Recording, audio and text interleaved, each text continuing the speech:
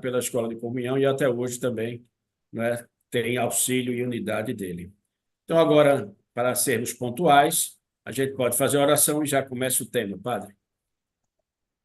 Em nome do Pai, do Filho e do Espírito Santo.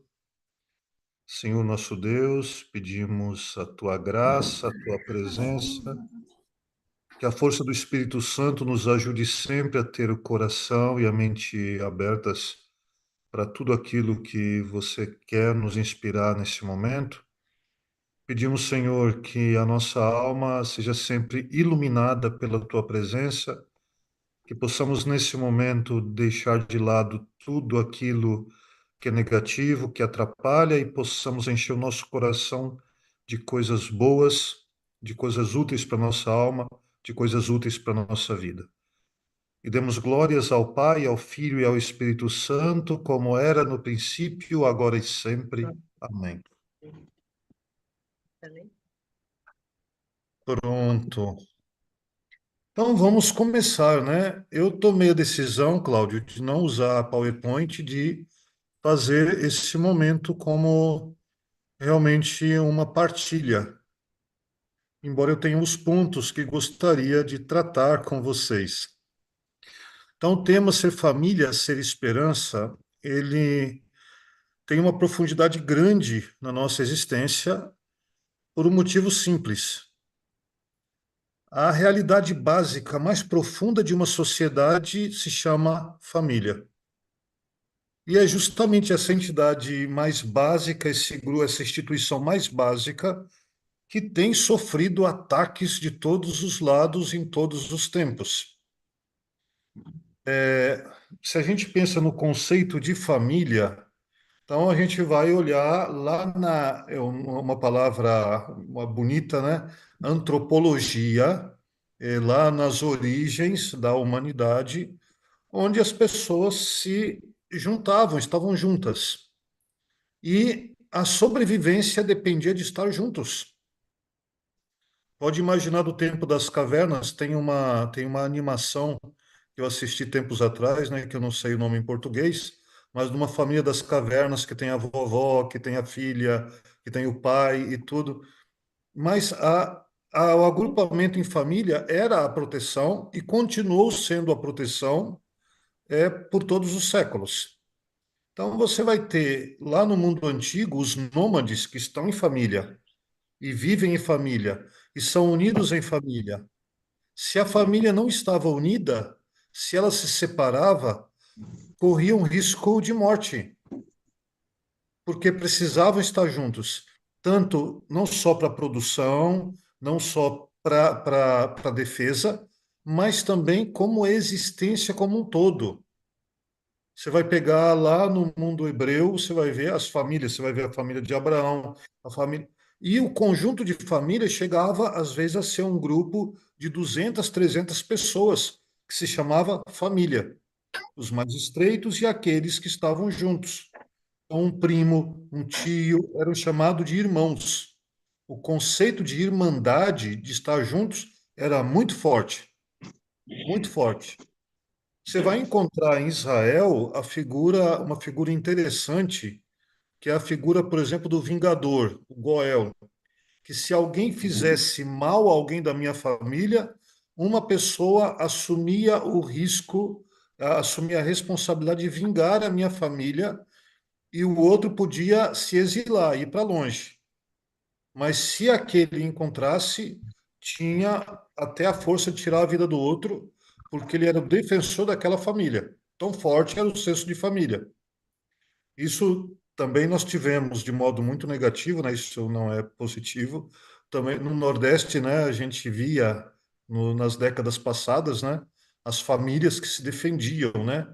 Defender a honra da família, a força da família. Depois você vai entrar com algumas ideias que aconteceram na história da humanidade.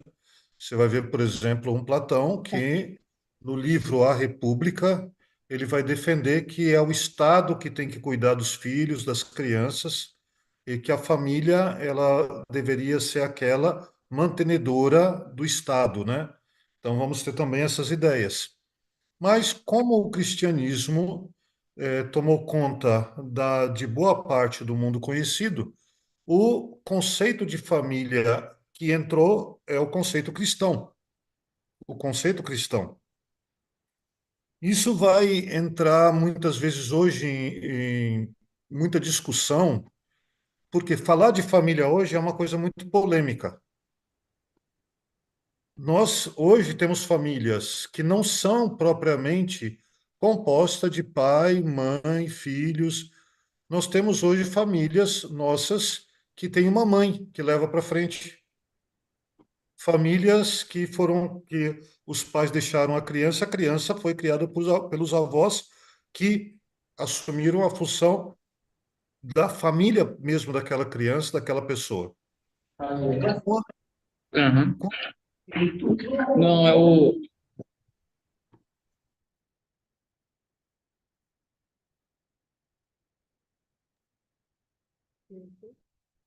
Padre, eu acredito que seu microfone, sem querer, foi desligado. Pessoal, vamos, quando entrar, desligar os microfones, por favor. Desculpe. Quando um menino, uma menina, um acolhido, uma acolhida chega na nossa comunidade, o que nós tentamos devolver para esse menino e para essa menina é o senso de ser família.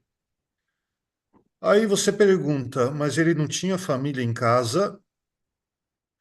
Olha, nós descobrimos há algum tempo atrás, e essa reflexão eu retomo ali o querido nosso Evilásio, que já está na eternidade. Ele é um psicanalista, tem livro escrito, que nós temos esse livro aqui, né? É, o Evilásio ele falava, né? A criança, ela foi brincar na rua com 8, 9 anos. Ela não foi usar droga. Ela foi procurar ali amigos, ela se divertia, era gostoso estar na rua. Na rua ela se sentia em paz, na rua ela se sentia alegre. Na rua ela tinha uma possibilidade que era muito bonita. Não foi para usar droga. Só que a criança, quando volta para casa, o que acontece, né? Tem todo já o discurso preparado. No meu tempo não era discurso. O nome do discurso era chinela, sandália havaiana, né? Ou tio-tio, ou qualquer uma dessas, né? Era um argumento muito forte que a gente tinha. Só que era tão bom estar na rua que no dia seguinte arriscava chegar mais tarde.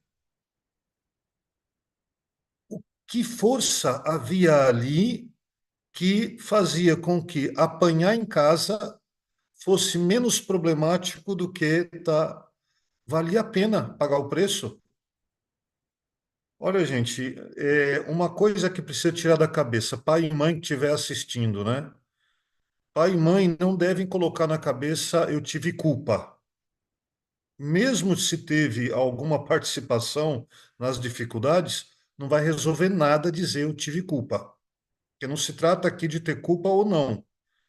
Porque famílias que estavam muito bem tiveram filhos ou filhas que também foram para a dependência. Só que, de algum modo, a casa, para a criança, para a menina, para o menino, era um espaço de estresse. Um estresse real ou um estresse que era só dentro dela ou dele. Mas ele sentia esse estresse. E a rua era o espaço de alívio desse estresse. Qual é o grupo que valia a pena estar? O da rua. Chegou o ponto que tinha que dar uma resposta para aquele grupo, porque naquele grupo se sentia bem. E naquele grupo, depois, quando foram crescendo, tinha também quem estava nas drogas. Chegava em casa, a mãe dizia: aquele não presta, aquela não presta. Mas eram pessoas que eu olhava e dizia: mas eu me sinto bem com ele, eu me sinto bem com ela. Até o dia que ou eu faço parte do grupo ou eu não faço parte do grupo. E para fazer parte do grupo, se eu quero mesmo estar de verdade aqui, eu faço como o grupo faz. E aí entrou para droga. E não se engane, a família dele, a família dela, se tornou aquele grupo ali. Chega em casa, tem aquele discurso assim: não se meta com aquele menino porque aquele menino não presta. aquela menina não presta. Só que a mãe da outra, a mãe do outro, dizia a mesma coisa do teu filho e da tua filha. Não se meta com aquele e com aquela, porque aquele e aquela não prestam. A gente não pensa nisso, né? Mas a mãe do outro, da outra, dizia a mesma coisa. Aí ele e ela vão chegar para essa família aqui, que não oferece tanta facilidade, onde não tenha droga, onde não tenha bebida, onde ele não vai ter o conforto de casa, onde não vai ter nada. Mas atenção, eles estão ligados àquele grupo da rua, não estão ligados à família. Essa missão desse tempo é de reconstruir senso de família dentro de cada pessoa, no ambiente da fazenda ou do grupo Esperança Viva onde estão vivendo. E para ter ambiente de família, precisa ter um ambiente onde cada um pode ser aquilo que é. Onde cada uma tem a liberdade de ser fraco e de partilhar as suas fraquezas. Porque o que uniu a humanidade em família no início não foram as forças, mas foi a fraqueza de cada um e conscientes da fraqueza se uniam. Os nossos meninos, as nossas meninas, quando chegam, se eles continuam tentando ser os fortes, os bons, os capazes, os inteligentes, os determinados, não chegamos a um grande quê de coisa. Mas onde eles têm a possibilidade de serem fracos e dizer: preciso de ajuda. Esse sou eu, essa sou eu com as minhas feridas. Aqui se estabelece uma ligação. Vai se formar uma família que não é família de sangue, mas se estabelecem laços, às vezes, que permanecem para sempre. Olha, essa semana me mandou mensagem um rapaz que 26, 27 anos atrás entrou para a recuperação no mesmo dia ou um dia depois que eu tinha chegado na fazenda para ser voluntário. E que alegria foi receber uma foto do Fábio, lá do GEV de Mauá, junto ali com o Nelson. Meu Deus, eu me emocionei de ver aquele menino que já encontrei outra vez. Já encontrei outras vezes no passado. Mas eu disse, é alguém que daquele tempo deu um passo. E quando eu vejo uma foto dele, ele no meio dos outros, mas me dá uma emoção, uma vontade até de chorar, de alegria, porque vejo, nossa, o meu irmãozinho que morou comigo na Casa Hélio, lá na Dongino, lá na outra casa, esse irmãozinho está com família, está de pé, levando as coisas para frente.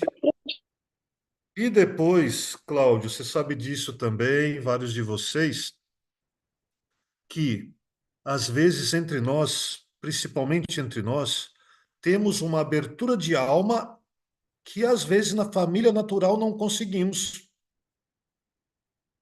Ser família da esperança é ter no coração uma coisa. O que é a esperança?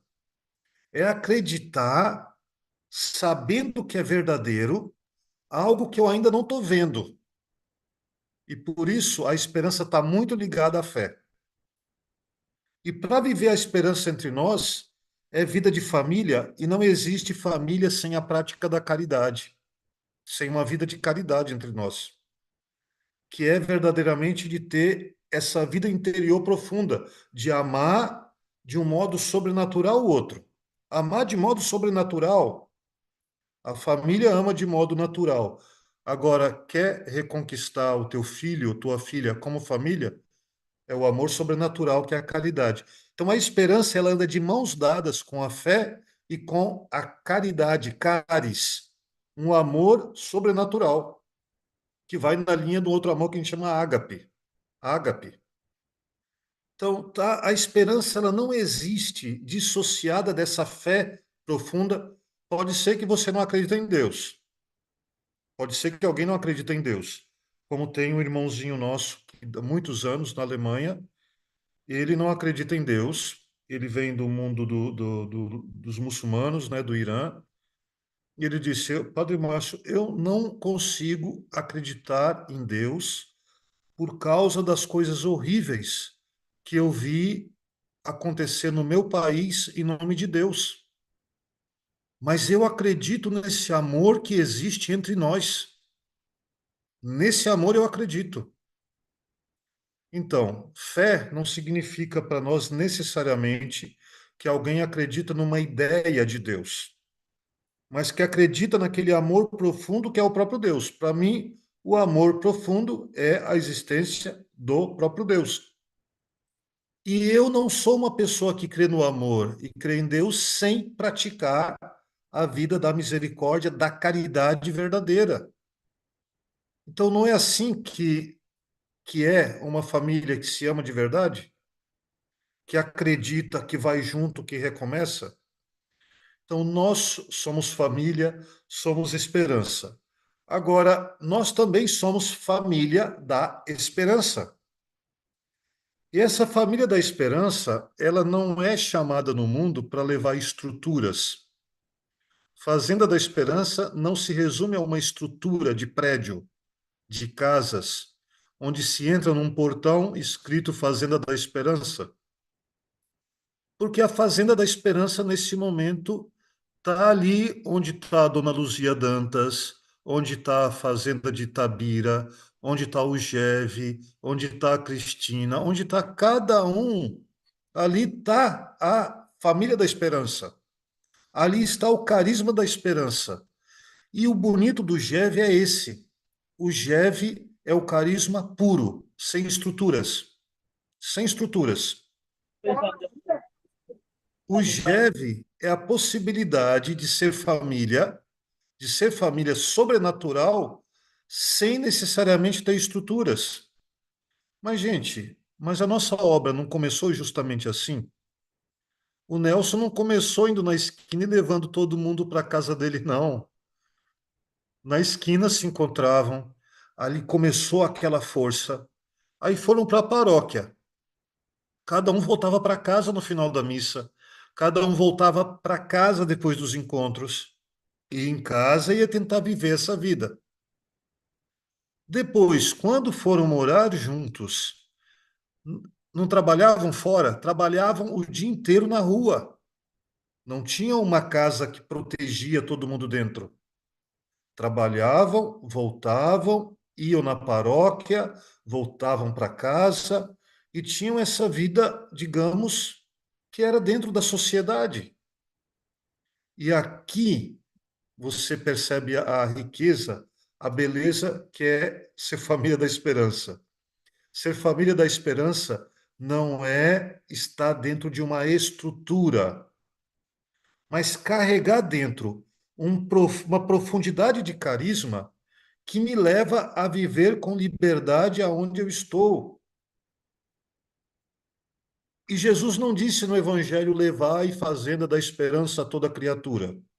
Ele disse: ide pelo mundo, levai o Evangelho a toda criatura. Então, deixa eu pegar aqui a minha lista do tema aqui, para não fugir. Então, eu acredito numa realidade que é aquela que eu não vejo, mas eu percebo o que está em volta de mim. O amor eu não vejo, mas eu percebo os atos de amor. E quando levamos o evangelho, aqui que está, o evangelho ele não é uma ideia, ele não é uma teoria, porque Jesus não se fez ideia nem teoria. Jesus se fez carne, carne verdadeira. Levar a esperança é levar a palavra, o evangelho, porque a centralidade do carisma da esperança é a palavra. É a palavra. Alguém me diz, oh, Padre Márcio, não é a palavra e a Eucaristia? Eu digo para vocês, a Eucaristia que celebramos, ela é consagrada por meio da palavra. Porque sem a palavra, sem você pronunciar as palavras, não tem Eucaristia. Agora, nós temos muitos membros nossos que não são católicos, que não recebem a Eucaristia da Igreja Católica, mas estão em comunhão, porque estão em comunhão com a palavra. Por exemplo, eu sempre gostei de citar que nós tínhamos uma responsável que era espírita, mas uma mulher de um coração enorme, imenso, com um amor enorme pela Igreja Católica também, mas espírita. E está, eu não sei se ela está ainda, mas está em comunhão, porque vive a caridade, vive o amor e se lança naquilo que precisa se lançar e ajuda naquilo que precisa ajudar e olha para as pessoas com um carinho maternal que é imenso.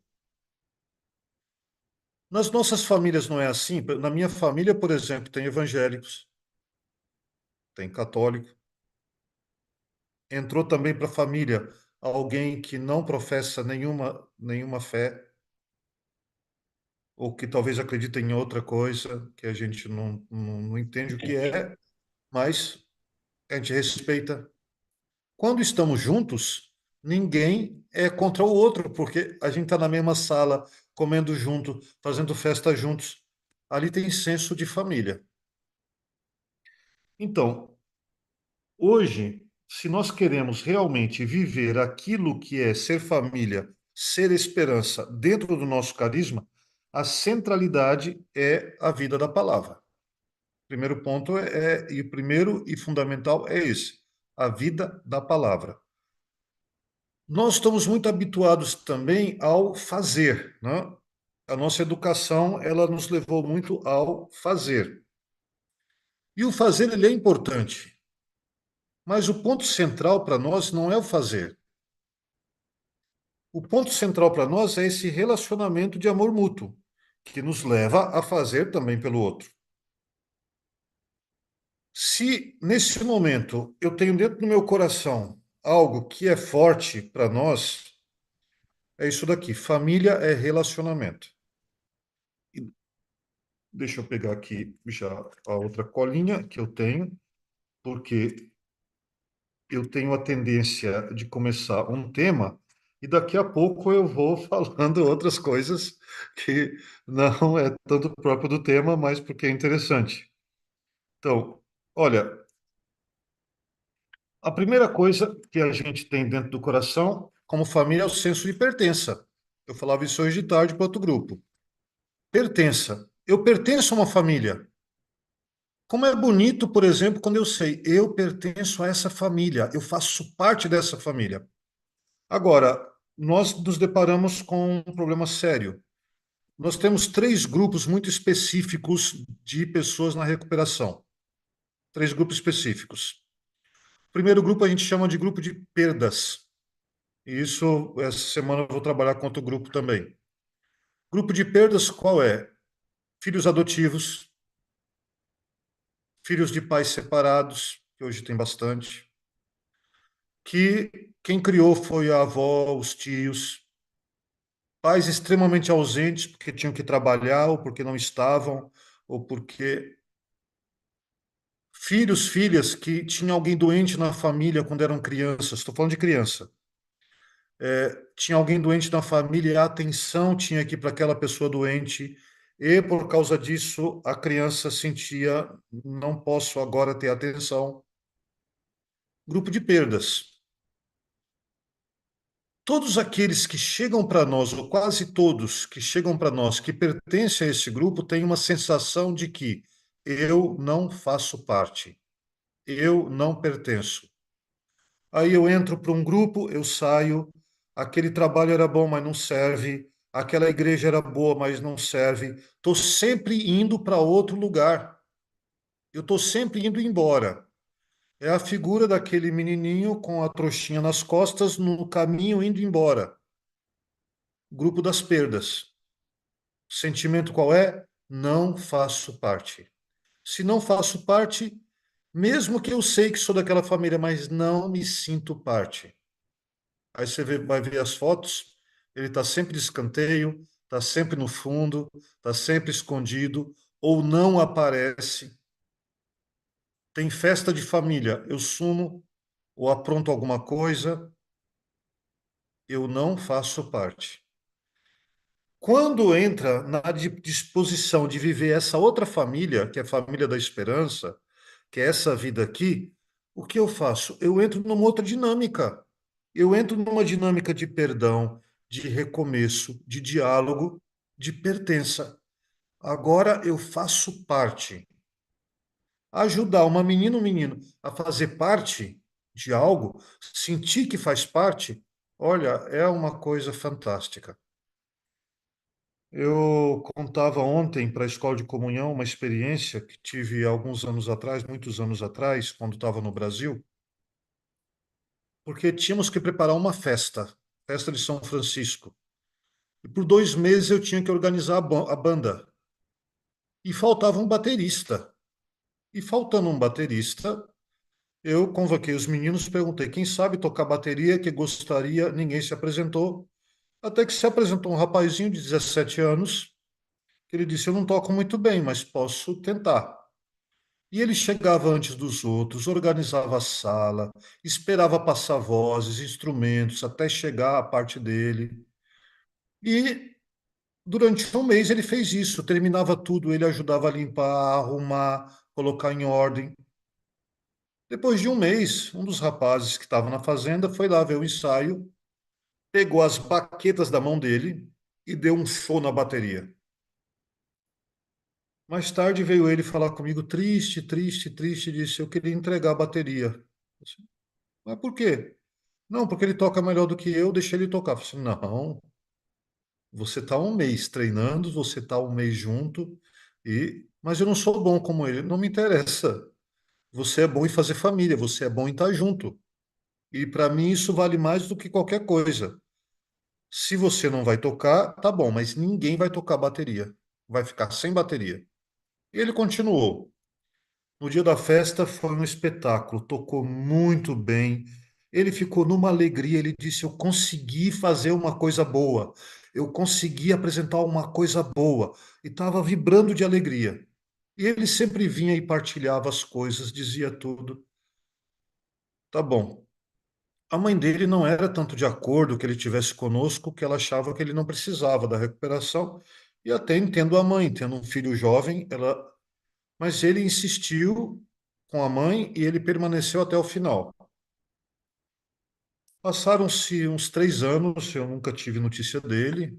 Ele foi embora, terminou o ano, não tive notícias. Um dia a mãe me ligou dizendo: Eu queria comunicar a você que agora à tarde, daqui a pouco, vai ter o enterro dele.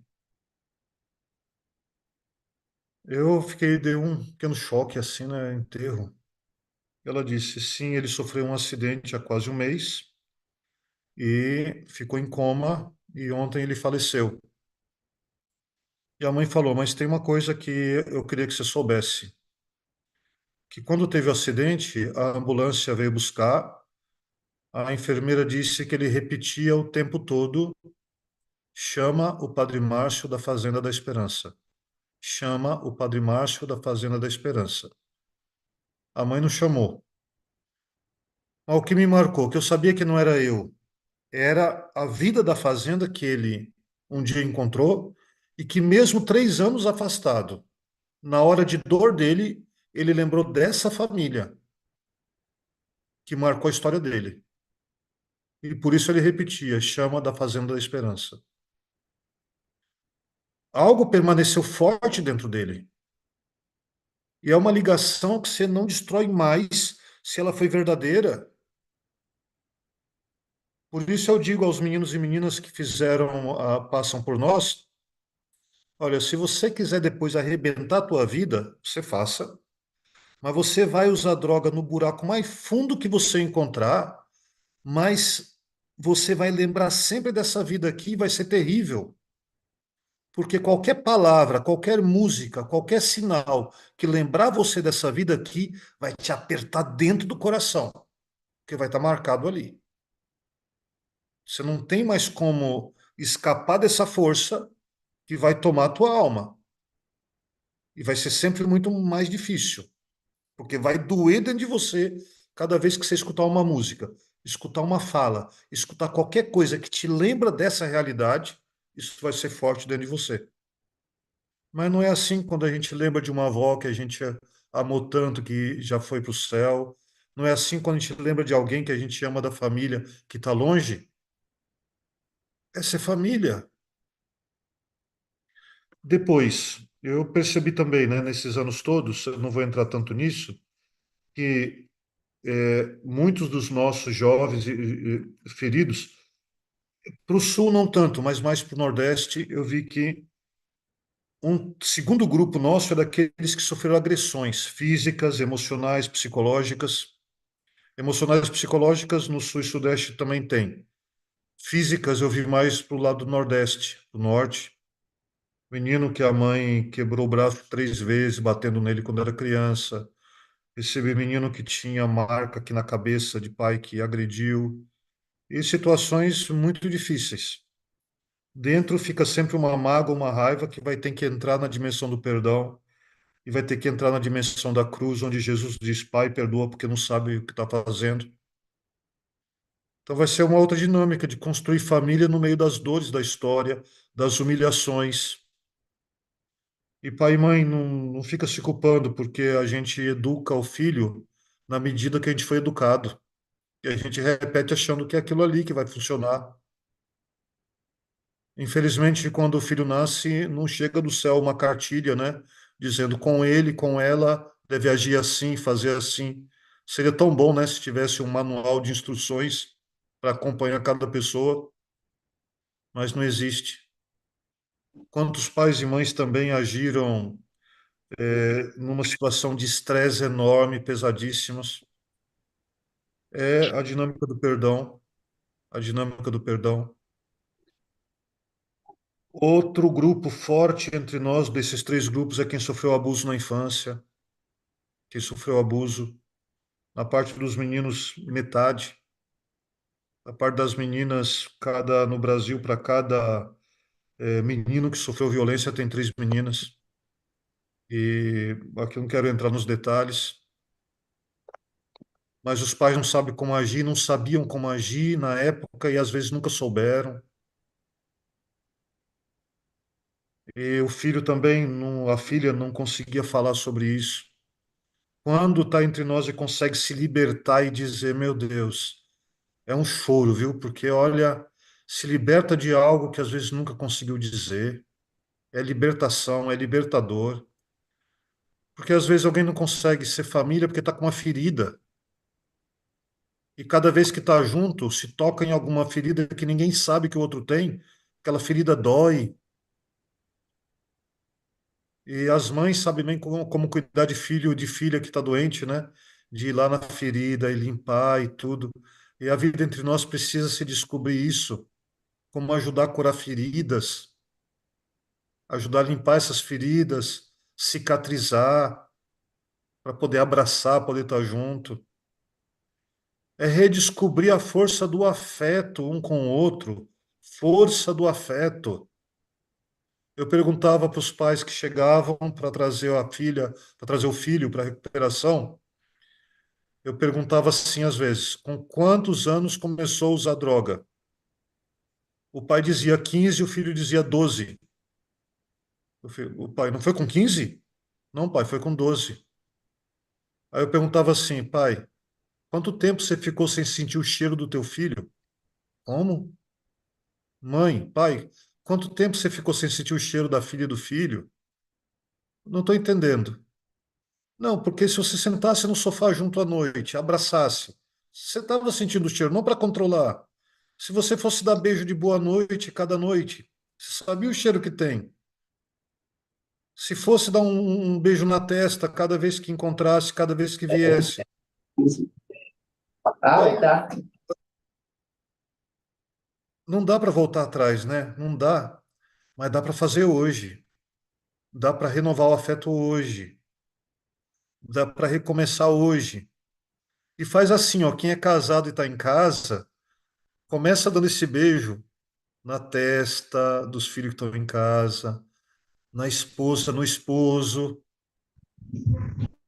Um casal veio para um encontro de famílias e a esposa começou a falar do marido, um montão de defeitos dele, né? Mas eu penso que é normal das esposas, né? De dizer, é função da esposa de dizer os defeitos do marido. Então, e ela dizia os defeitos do marido. Depois eu disse, mas você não ama o teu marido?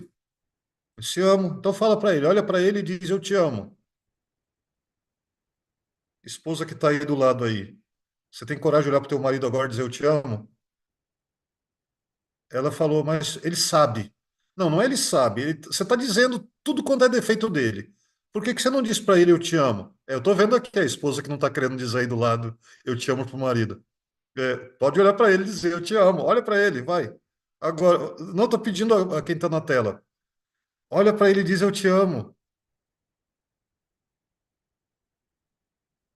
A gente tem coragem de falar tanta coisa, né? Agora eu te amo, a gente não fala mais, né? Ah, parabéns. Que bonito. Eu te amo. Agora ele também. Agora olha para ela e diga eu te amo. Também, diga, olhando para ela, não é para mim não. Não é para mim não que tem que olhar. Olha para ela e dizer eu te amo. Aí, parabéns. Porque a gente esquece dessas coisas pequenininhas, gente. E entre nós, a gente tem que declarar para o outro como eu gosto de estar com o outro. Dizer para os irmãos nossos, para que, olha, eu estou feliz de estar com você. Olha, como é bom estar junto com você. Porque falar, reclamar, dizer coisa a gente faz. Recompor vida de família é dizer para o outro também: eu te quero bem, eu te amo, eu estou junto contigo. Você não está sozinha, você não está sozinho. E agora imagina um menino que precisa de ajuda, uma menina que precisa de ajuda, chega no encontro de Jeve que encontra esse clima de pessoas que se querem bem, de pessoas que olham um para o outro e se sente tanta coisa positiva. Ele vai dizer: nossa, cheguei no lugar especial. Aqui eu sinto que eu faço parte. Então, estou indo para o final. Reconquistar a confiança, porque confiança não é uma coisa que se dá de graça. Reconquistar a confiança. Depois, saber que temos compromisso um com o outro. Eu lembro que a primeira visita que eu fiz no centro feminino, isso há 20 e tantos, quase 30 anos atrás, tinha uma menina que contou a experiência dela. Ela disse: o meu irmão veio para a fazenda se recuperar. E o meu irmão, depois de um ano, voltou para casa. E meu irmão voltou alegre. Ele rezava, ele ajudava a minha mãe na cozinha. Aí a minha mãe dizia assim, brincava dizendo: mandei para fazer um filho e me devolveram uma filha. O pai comprava cerveja e dizia: e aí, não vai tomar? Ele diz: não, pai, eu não estou tomando mais. Virou crente, foi para a fazenda, virou crente. A irmã dizia, e eu fumava, jogava fumaça na cara dele e dizia: fuma comigo, não quer fumar? Um certo momento a menina baixou a cabeça, ficou em silêncio, eu vi cair uma lágrima, ela disse: meu irmão recaiu. E eu me senti muito mal, porque eu disse: não ajudei o meu irmão. E daí eu tomei uma decisão, porque eu também estava na drogadição, eu pensei: eu vou me recuperar. E talvez com a minha recuperação, meu irmão se anime de novo a encontrar o caminho. E estava na fazenda por causa disso. Você não pode imaginar para alguém que não conhecia esse estilo de vida escutar isso de uma menina. O compromisso que eu assumo também não é que agora eu tenho que ficar me policiando 24 horas, porque ela e ele vão ter que lidar com a sociedade. Mas aquele relacionamento de laços entre nós precisa ser mais estreito. E não é uma coisa fácil, mágica, porque cada um de nós também lida com as suas dificuldades, lida com seus problemas, lida com seu temperamento. Recolocar-se diante do outro cada dia, tentando olhar-se com olhos novos, porque se a esposa vai olhar para o marido do jeito que sempre, dizendo: ele já é assim, ou ele olha para ela, não muda, ela é sempre assim. Não são capazes mais de comprar aquele chocolate que o outro gostava, trazer aquelas flores que sabe que ela gosta, trazer aquilo que o outro gosta de convidar para ir num lugar que sabe. Isso se perdeu. E por que não tentar fazer isso de novo, de certo modo, em família? Então, gente, olha, tem aqui um caminho muito lindo para ser traçado, para ser vivido, e com certeza não é fácil. E depois outra coisa que eu queria dizer, não ter pretensões sobre o outro, porque ser família é não ter pretensões sobre o outro. Já viram aquele pai e aquela mãe que tem uma empresa, que tem uma certa profissão e sonham que o filho e a filha sejam aquilo que eles esperam? O outro não vai ser aquilo que você espera. A sua filha e o seu filho nunca vão ser o que você quer que ele seja. Eles vão ser aquilo que eles podem ser. Eu dizia no outro tema hoje mais cedo. Tem marido e mulher que se casam esperando que o outro se torne aquilo que eles pensam que deve ser. E não vai ser. Ninguém muda ninguém e ninguém muda sozinho. Tem uma caminhada para se fazer, a caminhada de família. E ninguém muda ninguém. Minha senhora, a senhora não vai mudar o teu marido, não adianta. Meu querido, você não vai mudar a tua mulher. Cada um vai fazer o esforço de ir para frente e de fazer mudanças. Eu contava hoje, né, que chegou aqui um dia um rapaz, ele tinha suas dificuldades e tudo, né, veio do Brasil. Depois de uns dias aqui convivendo, um dia ele olhou para mim e disse assim: Ei, você não é a pessoa que eu esperava que você fosse. Eu olhei para ele e disse: Meu filho, nem para mim mesmo eu sou a pessoa que eu esperava que eu fosse. Como é que eu vou ser para você a pessoa que você espera que eu seja? Eu não sou nem para mim a pessoa que eu espero de ser. Eu estou fazendo esforço cada dia de tentar ser um pouco melhor. Como é que eu vou ser para você essa pessoa? E nem você é para você a pessoa que você esperava? Não pretenda que os outros sejam aquilo que você acha que deve ser, porque ninguém vai ser aquilo que você está esperando. Vida em família é fazer cair as pretensões sobre o outro. Eu não pretendo sobre o outro. O outro é minha família. O outro está comigo. O outro está comigo. Aí eu dizia também hoje mais cedo, né, daquela mãe que foi visitar o filho na cadeia e o filho tinha ele cometeu um crime que virou notícia nacional.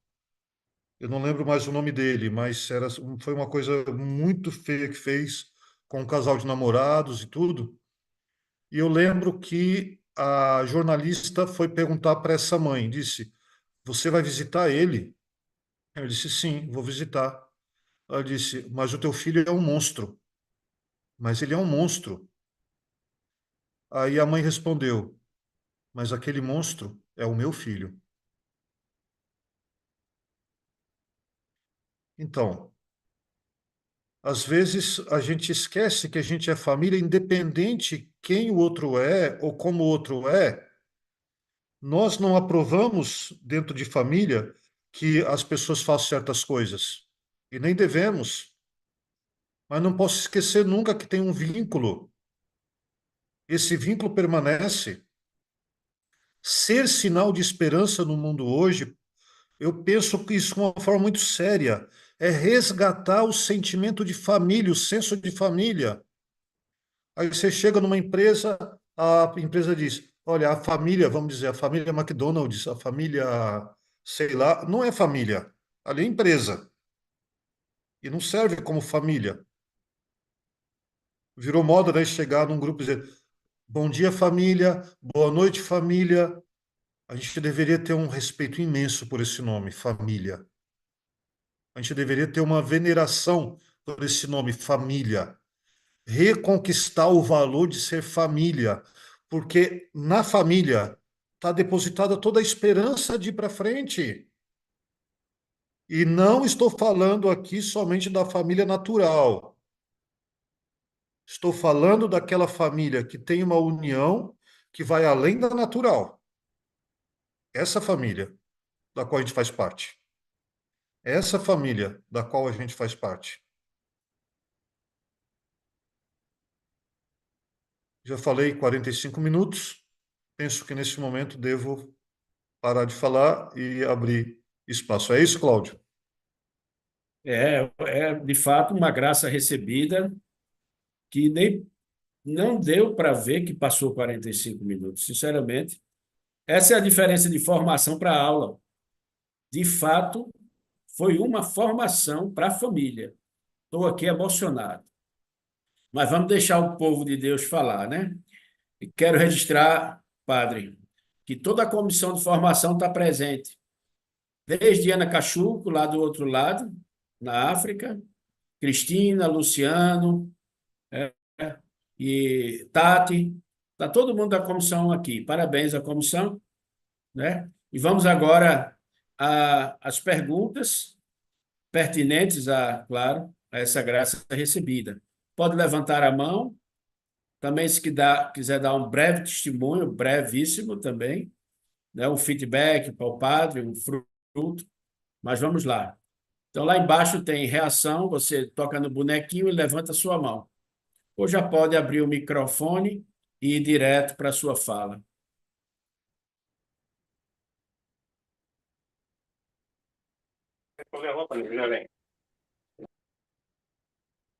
Você que abriu o microfone, pode fazer sua pergunta.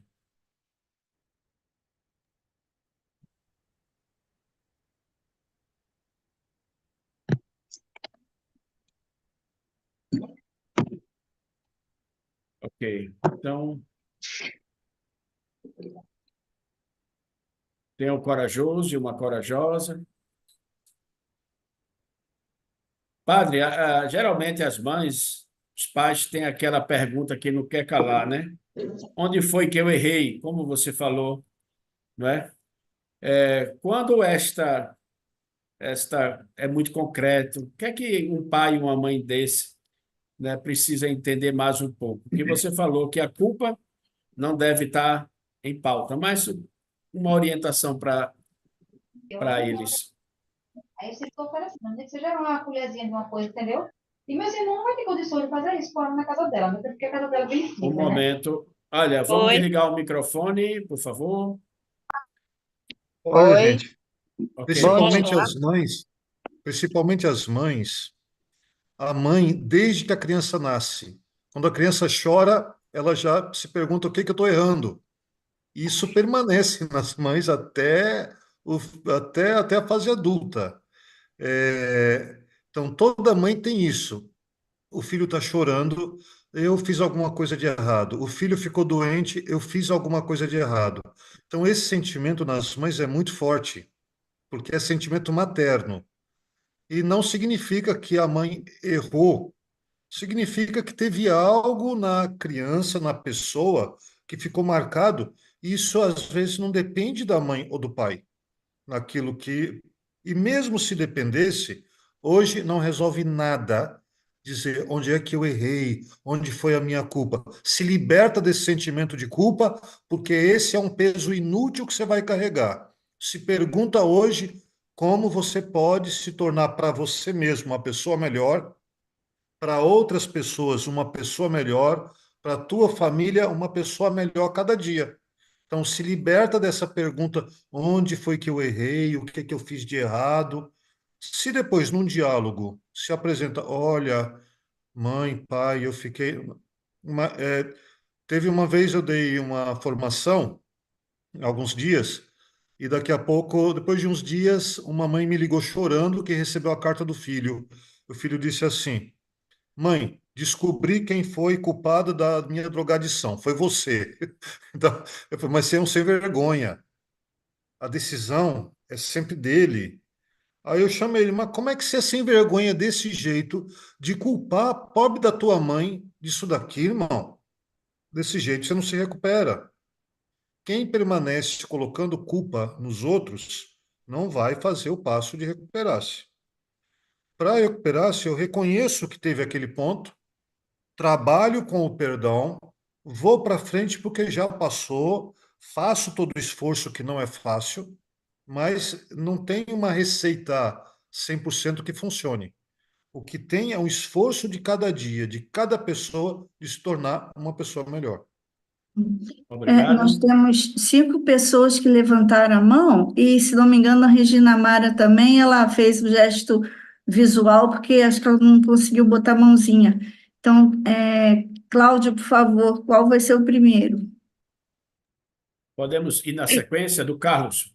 O Carlos, então, abre o microfone e faz sua pergunta, sua fala. Obrigado, Cristina. Hola, sí, buenas tardes, Padre Marcio. La verdad que muy interesante todo, sin desperdicio el curso de hoy, ¿no? Y sobre todo entendiendo que el concepto de familia es uno solo, eh, como célula básica de toda sociedad. Estos nuevos tiempos que estamos atravesando, estas nuevas realidades y los nuevos paradigmas de la familia, digamos, usted hablaba de que están los hijos adoptivos, los hijos de padres separados. Nosotros hemos tenido en el grupo Esperanza Vida de aquí de Formosa, Argentina, padres divorciados que llegaron al grupo por amor al hijo, ¿no? Cada uno con sus familias nuevas, familias ensambladas. ¿Cómo nosotros, como carisma, abrazamos estas nuevas realidades que se pueden presentar y que un día pueden llegar y aparecer en el grupo o en la misma facenda? ¿Cómo reaccionamos, cómo abrazamos nosotros como carisma cuando se puede presentar dos mamás, dos papás? Nosotros aquí en Argentina tenemos la ley de matrimonio igualitario, por ejemplo, ¿no? Entonces, va por ahí un poco la inquietud y la pregunta, ¿cómo abrazamos nosotros estas nuevas realidades, estos nuevos paradigmas que se presentan en estos tiempos? Gracias. Primeira coisa é não julgar. Não julgar. Não cabe a nós julgar. A gente acolhe. A gente acolhe e as pessoas vão fazendo os seus passos. Então, o Esperança Viva, ele tem essa graça, que ele pode acolher a todos, desde que a pessoa queira, naquele espaço, viver realmente dentro dos princípios que é do grupo. Então, a acolhida, ela é essencial. Depois, o caminho vai se trilhando pouco a pouco, porque nenhum de nós tem uma resposta definitiva ou precisa sobre nada. É sempre uma construção. E isso é bonito fazer juntos. Acima de tudo, muita caridade com aqueles que chegam, tratar sempre cada um com muita dignidade, com muito respeito, e depois, aquilo que vai ter que ser orientado de acordo com aquilo que a gente sente como proposta realmente válida para amar, então a gente vai orientando, mas nunca, nunca, nunca nem discriminar, nem julgar, mas tratar com muita caridade, com muita acolhida, com muito respeito, com muito amor, cada pessoa que chega. Obrigado. Vamos à próxima, Fazenda de Itabira.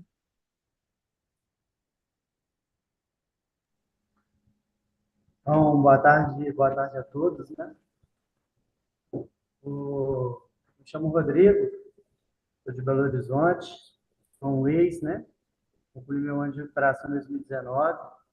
Hoje eu estou de voluntário, né? Padrinho na Fazenda de Vaza da Palma, aqui em Minas Gerais. Estou aqui em Itabira hoje, passando esse fim de semana aqui, fazendo essa unidade, né? Aqui com os meninos da Fazenda.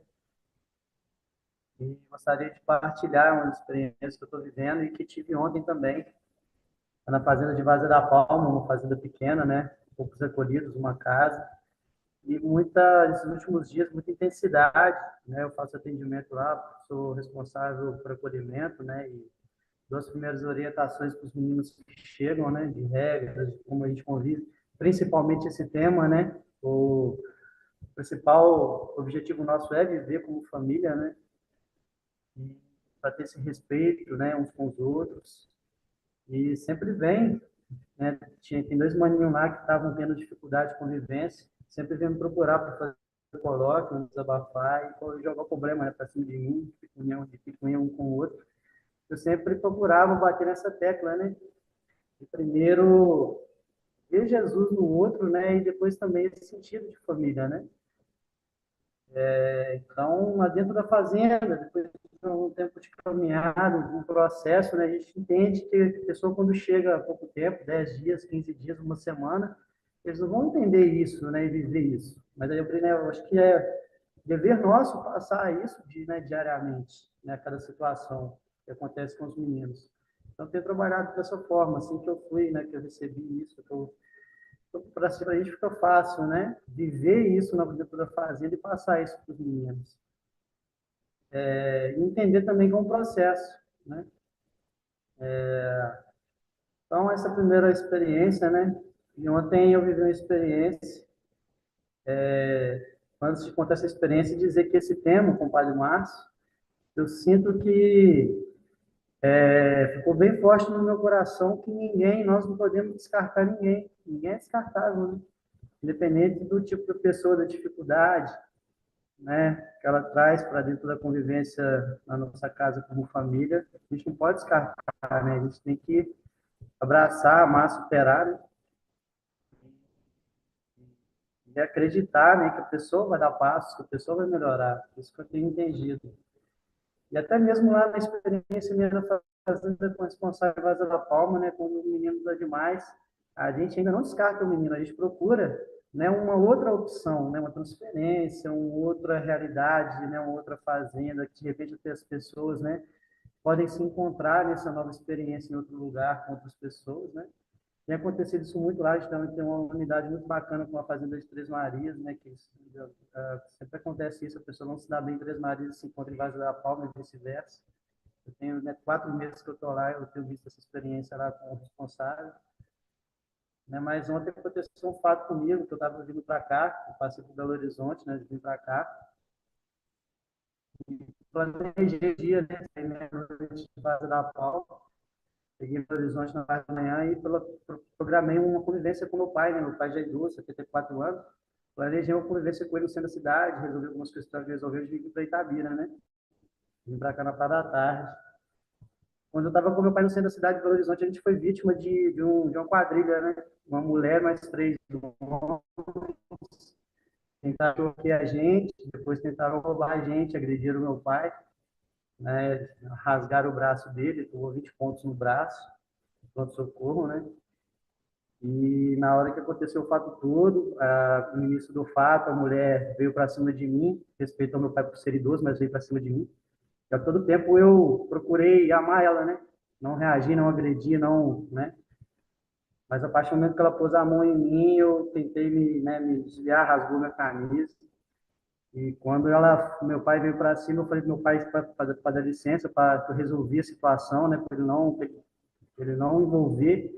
Só que aí ele veio agarrar ela, ela foi, agrediu ele, eu fui agredir ela. Quando eu agredi ela, os outros 3 que estavam com ela veio me agredir, tentar me roubar, né? Nesse momento eu me saí dessa cena, parei o trânsito, estava ali, né, perto do rodoviário, na avenida principal, parei o trânsito, né, chamei a atenção para aquela cena, deixei meu pai caído no chão lá, no entre eles lá, e na hora eu pensei, né, o que eu posso fazer? E aí saí correndo um quarteirão, tinha uma base da Polícia Militar e fui chamar um policial para poder ajudar nessa situação. Mas eu quero dizer de tudo isso aí, de tudo que eu partilhei, e quando meu pai veio, alguém tirou meu pai do tumulto e veio até nessa base.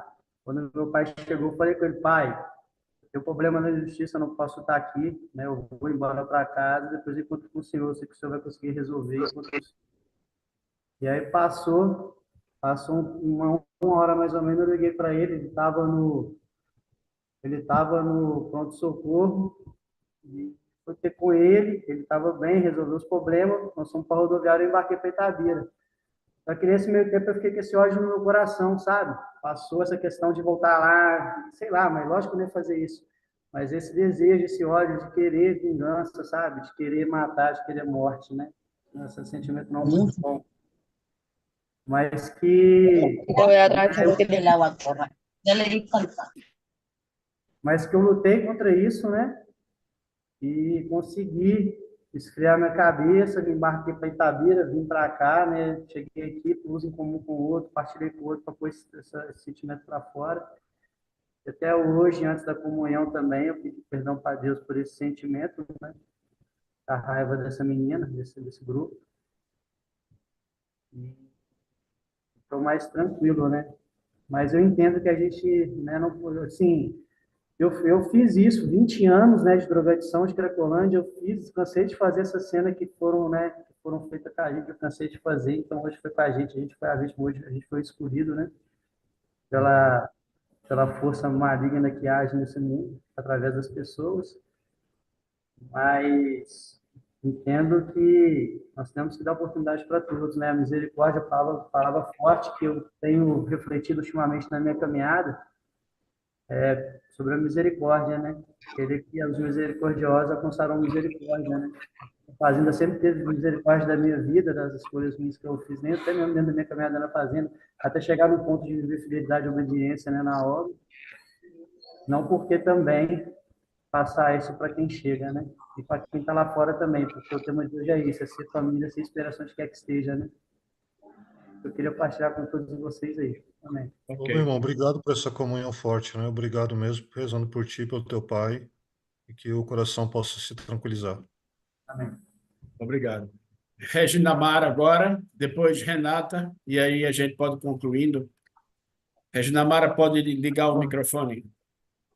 Boa tarde, família. Hoje sim, agora nesse momento, podemos falar família, né, Padre Márcio? Estamos em família, com Jesus em nosso meio. Meu nome é Regina Mara, né? Sou do GEV de Tianguá, sou fazenda, sou família da Esperança. E a minha história não é muito diferente de demais. Infelizmente, eu perdi meu filho para as drogas, né? Lutei por ele 15 anos. É, Ele teve a graça de conhecer Padre Márcio, de assistir palestras com eles e tudo mais. E quando o Padre Márcio falava do grande amor, né, que a fazenda nos dá, que a fazenda nos ensina, então, assim, sem virava e mexia, meu filho dizia assim: a fazenda só me amou, mamãe. A fazenda só me amou. Até mesmo na prisão, que ele teve um tempo na prisão, e sempre que eu ia, ele sempre repetia, né? Mamãe, a fazenda só me amou. Eu que não soube dar valor, né? No momento que eu estava lá, eu era uma pessoa totalmente integrada a tudo que eu vivenciei dentro da fazenda. Eu cozinhava, eu, eu amava os meninos, eu acolhia, eu fazia, eu cantava, eu tocava, mas infelizmente a droga, ela lhe tira tudo quando você está fora, né? Quando você está nas ruas, infelizmente a droga tira tudo de você, tudo, a dignidade, o amor, você não tem amor mais por pai, por mãe, por nada. Então, assim, falando sobre o que o Padre Márcio falou, né? Que lindo, como seria maravilhoso se todos que entrassem na fazenda vivesse esse verdadeiro amor e nunca esquecesse, né? Que a fazenda nos ensina a todo momento.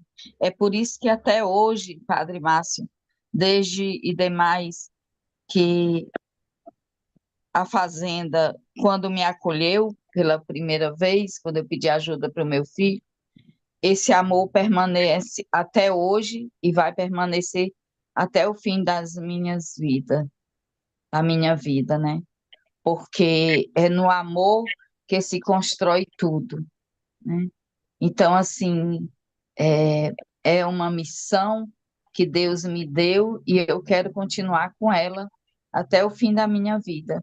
Não é porque meu filho se foi que eu vou abandonar a fazenda, que eu vou abandonar o GEV. Tem tantas mãezinhas que precisam de mim, né? Então eu estou aqui exatamente para isso, para acolher, para amar, para cuidar, para estar juntos, né? Então é isso, é só dizendo para todos que tem jeito. Se realmente você quer viver uma vida nova, continue na fazenda, continue no GEV, continue amando. O amor é a base de tudo. E amém. Obrigada, Padre Márcio. Foi linda, linda, linda. Meu irmão, obrigado pelo testemunho, viu? Deus te abençoe muito e sempre te dê muita força. Obrigado. Amém. Vamos agora. Obrigado, Regina. Renata Fontinelli. Oi, boa tarde. Eu sou a Renata, sou aqui do IGEV de Tianguá também, assim como a Regina Mara, Tianguá, aqui no Ceará. E foi muito bom ter participado hoje dessa formação, porque no momento eu estou vivendo a dor e a dúvida, né? Embora muitos anos de caminhada também, no IGEV, na Fazenda. Assim como a Regina também, quando eu precisei, a Fazenda me amou, me acolheu, amou meu filho, acolheu meu filho.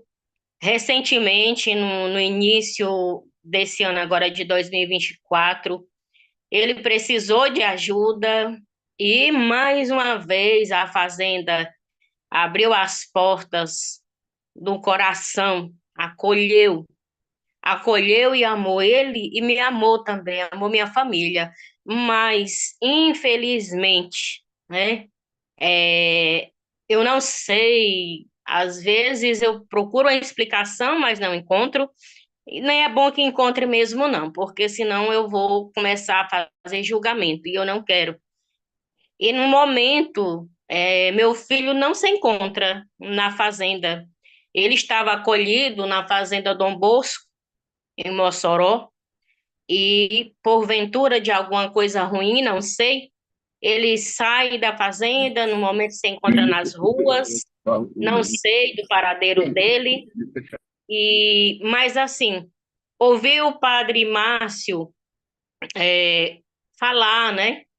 Falar da família, falar do acolhimento e dizer também, né, que uma mãe, ela não deve, né, se culpar, se perguntar o porquê. Uma mãe não deve, porque nas minhas dúvidas, nas minhas madrugadas, sem dormir, às vezes a gente se culpa, né? A gente se culpa o porquê que está acontecendo isso. Mas, com a graça de Deus, hoje eu tive muitas respostas com as palavras do Padre Márcio, né? Então, assim, eu vou esperar em Deus, né? Vou esperar em Deus que meu filho retorne, que como o Padre Márcio falou, quando ele ouvir uma música, ele lembrar que a fazenda amou ele, acolheu ele, né?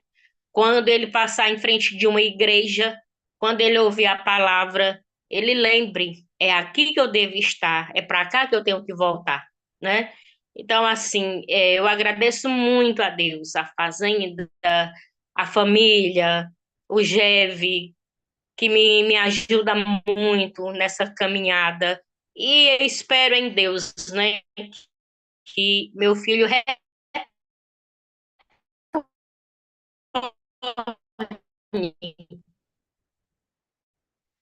retorne à casa do Pai. É isso, de forma nenhuma, mas estou entregando e peço a Nosso Senhor que envie algum anjo, né, para ajudar ele e que eu possa ter notícia. Por enquanto, vou continuar nas orações e peço também as orações de todos para que meu filho possa retornar, que ele acorde desse pesadelo que ele está vivendo aí, nesse mundo de meu Deus. Amém. Obrigado. Renata, que Deus te dê muita força nesse momento e toque o coração do teu filho lá onde ele está, ele possa realmente dar esse passo. Deus te fortaleça, viu, meu irmão? Amém. Tá, maravilha. Renata, como é o nome dele? Anderson Bruno. Elias. Olha aí o nome dele. Tem um representante aqui do GEV de Mossoró, Elias. Depois você conversa com Elias, tá bom? Bem, Elias, tá certo. ok, Elias, que por sinal já me ajudou muito, né, pronto, Elias? ok. Agradeço, viu? Isso. Maravilha, né, padre? Então a gente aqui, até isso, né, consegue encontrar entre nós um anjo que pode ajudar, né? Então a gente agora pede, né, antes da oração, a gente pede a Deus, né, que dê sempre o cêntuplo para as pessoas que participaram, começando pelo padre que deu o tema, Agradecemos a Priscila, que é a nossa intérprete. Agradecemos a Cristina, da comissão, e todos aqueles, né, que estão presentes e estão ajudando para que ocorra e aconteça as formações.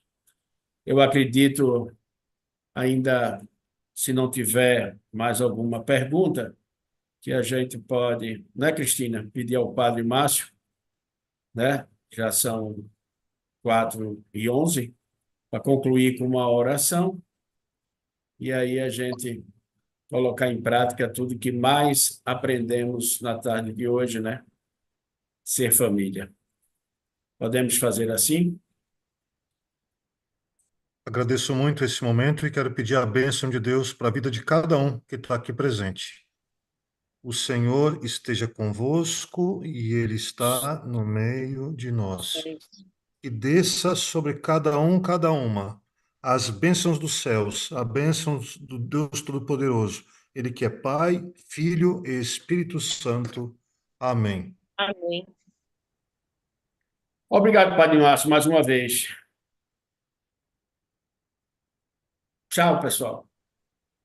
Tchau. Obrigada, Padre Marcelo. Tchau, Obrigada. tchau. Obrigado, Márcio. Tchau. Tchau, Eduardo. Olha, Eduardo aí, Tchau, família. diretamente. Boa tarde. Tchau. Obrigada, Obrigada. Cláudia. Obrigada, Benção, Padre. Padre Márcio. Tchau, Padre. Tchau, Cristina. Obrigado. Josi, Tchau. Regina Mara. Quanta gente. Tchau, gente. Tchau, Tchau, graças. família. Até sábado que vem, hein? Tem mais. Sábado que vem. No mesmo horário. Muito Um obrigada. abraço, Padre família. Márcio. Tchau, Pri. Você é Obrigada, lindo. irmã. Boa tarde, os irmãos. Sirlei, belezinha. Sábado que vem temos encontro marcado. Tem Com a mais. graça de Até, Deus. gente. Boa tarde. Tchau. Linda, Tati. André, dirigindo, André. Canequinha. Tamo junto. Tamo junto. Tchau. Grande abraço, toda a unidade. Priscila. Amém. Tchau. Eduardo. Ei, Eduardo. Eduardo. Central Zé. Bem. Olha aí, ó, Suzano aqui, representante de Suzano entre nós. Maravilha.